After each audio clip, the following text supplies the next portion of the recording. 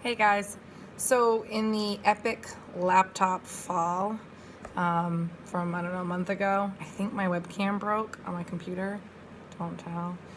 So I'm going to try to teach this lesson using my phone, and I recognize that this is not very camera ready, so we're probably already at cringe level 20, but I'm not there, so this is going to have to work. Please be good to Ms. Wiles. So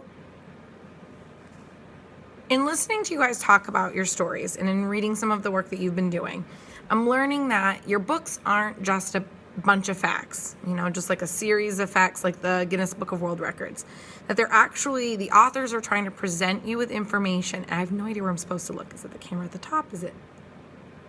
I think that's right. Okay. So your books aren't just a list of facts. They are a compilation of stories, which means like a collection of stories that are meant to teach you about a specific topic, like a man who tried to sell U.S. nuclear secrets to Russia. Okay, so today I want to teach you that authors embed those stories, meaning that they put those stories in their books for a reason, and that nonfiction readers have to pay really close attention to figure out how those stories carry the author's central idea. Okay? So it connects to the work that we've been doing with central ideas, in that an author sometimes uses a story within the book to help illustrate their point. So, when I was reading Fast Food Nation last night, I came upon a story.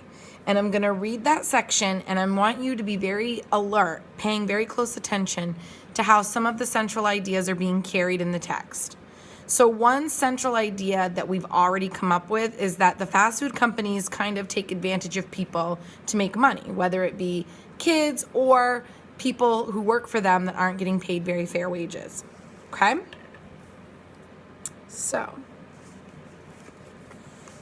every Saturday, Eliza Zamont gets up at 5:15 in the morning. It's a struggle, and her head feels groggy as she steps into the shower. Her little sisters, Cookie and Sabrina, are fast asleep in their beds. By 5:30, Eliza's showered, done her hair, and put on her McDonald's uniform. She's 16, bright-eyed, and olive-skinned, pretty and petite, ready for another day of work. Eliza's mother usually drives her the half mile or so to the restaurant, but sometimes Eliza walks, leaving home before the sun rises. Her family's modest townhouse sits beside a busy highway on the south side of Colorado Springs, in a largely poor and working-class neighborhood. Throughout the day, sounds of traffic fill the house, the steady whoosh of passing cars. But when Eliza heads for work, the streets are quiet, the sky is still dark, and the lights are out in the small houses and rental apartments along the road. So, turn and tell a partner something that you've learned from this story within our overall book about Fast Food Nation. So Fast Food Nation, we know, isn't about Eliza. She's not the main character. There is no main character. The main topic is fast food industry. So this story about Eliza, what is this telling you about the central idea of the fact that fast food companies take advantage of people to make money? Okay? So, Ms. Wiles, if you could pause the video now and then maybe give 2 minutes for kids to talk within their groups. Everyone should be talking about the topic at hand. Thanks. So, presuming that Ms. Wiles has now started the video again, here's a little tip. The stories in your nonfiction books are typically really fascinating and are easy to get lost in, but it's important to remember that they're also teaching you information. So you really need to push yourself to think about what the story's teaching you. So I know that I often have been reading, especially Fast Food Nation, because I've never read it before, and I kind of get lost in the individual story, like about Eliza. But the author isn't trying to tell me a story about Eliza. The author's using the story of Eliza to push forward their central ideas for me to try and understand. And it's my job to really dig deep and pay attention to those clues. So I'm going to read you a second part of the Eliza story, and I want you to really be thinking about what the author, Eric Schlosser, is teaching you here. Okay? This one's a little bit longer. When Eliza arrives at McDonald's, the manager unlocks the door and lets her in. Sometimes the husband and wife cleaning crew are just finishing up. More often, it's just Eliza and the manager in the restaurant, surrounded by an empty parking lot. For the next hour or so, the two of them get everything ready. They turn on the ovens and grills. They go downstairs into the basement and get food and supplies for the morning shift. They get the paper cups, wrappers, cardboard containers, and packets of condiments. They step into the big freezer and get the frozen bacon, the frozen pancakes, and the frozen cinnamon rolls. They get the frozen hash browns, the frozen biscuits, and the frozen McMuffins. I'd like to pause here and remind you that you complain about your school cafeteria breakfast food, and yet this doesn't really seem all that different. They get the cartons of scrambled egg mix, and orange juice mix, equally. They bring the food upstairs and start preparing it before any customers appear, thawing some things in the microwave and cooking other things on the grill. They put the cooked food in special cabinets to keep it warm. You can tell what I'm thinking. The restaurant opens for business at 7 o'clock, and for the next hour or so, Eliza and the manager hold down the fort, handling all the orders. As the place starts to get busy, other employees arrive. Eliza works behind the counter. She takes orders and hands food to customers from breakfast through lunch. When she finally walks home after 7 hours of standing at a cash register, her feet hurt. She's wiped out. She comes through the front door, flops onto the living room couch, and turns on the TV. And the next morning, she gets up at 5:15 again and starts the same routine. So turn and tell a partner or a member of your group what you think the author, Eric Schlosser, is trying to teach you here. Okay, so again, Ms. Wiles, you could pause the video if you want, and then just restart it when it seems like people are done talking or have moved on to what they would consider more interesting topics, I'm sure. Thanks.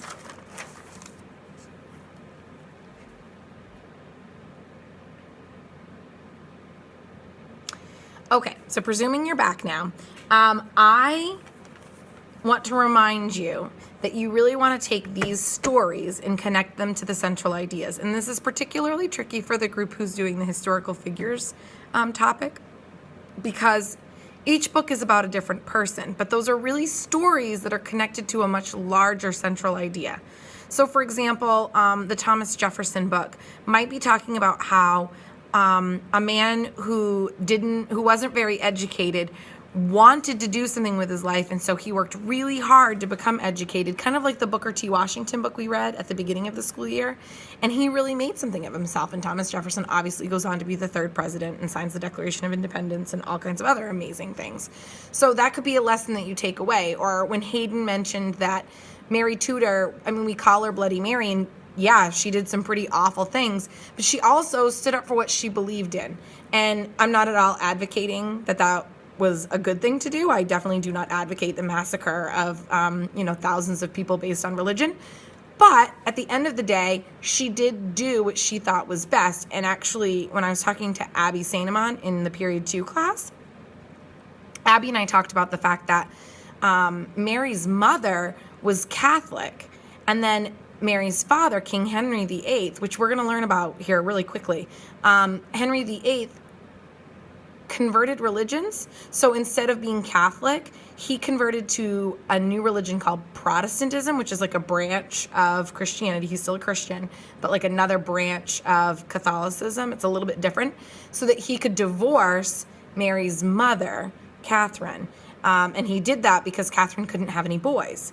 And he was really worried about the succession of the throne. And we'll get into that all later. But so Mary's dad divorces her mother by converting to a Protestant, and then Mary's sister, the other daughter, the younger daughter of Henry, becomes a Protestant. So it could be that a central idea is this thought that Mary's seeking justice for some of the things that have been done to her and her family.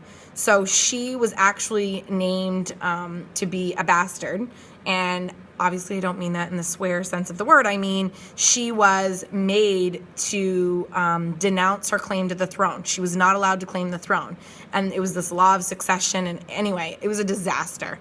But the takeaway could be this sibling rivalry, or seeking revenge, or this lesson in history of, things coming back to haunt you. So keep those little individual stories and use them to help push the author's central idea. And you might have to revise your central idea again, but I'd like you to really be paying attention for those stories today in your work while I'm not here. So is the story that you're reading connected to yesterday's possible central idea, or is it maybe introducing a new central idea? That's what I want you to be working on with your groups today. Make sure that you are really planning in your group. So follow EB's group's example. I think it's EB, Elijah, and Drake, who really planned out what they were going to do at what point. You may take time to talk amongst your group to talk about the different stories you're encountering and what you're learning. And you can take time to educate each other about, hey, this is the story I found today. This is what I think it's showing. What do you think? Right? Because I want you to be working in groups. I want you to be using each other for information. And then if you look on the board before tomorrow, because I'm going to do it before then because I won't be there, I've started a new added 2 hour to make the most of your nonfiction text poster, which is on the front whiteboard, and adding, consider how, this is backwards to you too, right? Because that's really weird. It says, consider how embedded stories connect to central ideas. And I apologize that it's backwards on camera. I find that deeply fascinating. It's almost like a mirror. Anyway, it will be on the board and you'll be able to see what it really looks like. And I want you to turn in your plans. So I want you all to submit your plans into the turn-in box. Other than that, you don't need to turn in anything. And I will see you during social studies at the end of the day. But definitely each group needs to do what they did yesterday, which was to write your names on a piece of paper, what topic you're studying, and then what's your plan for the day, and did you achieve your plan? Over and out.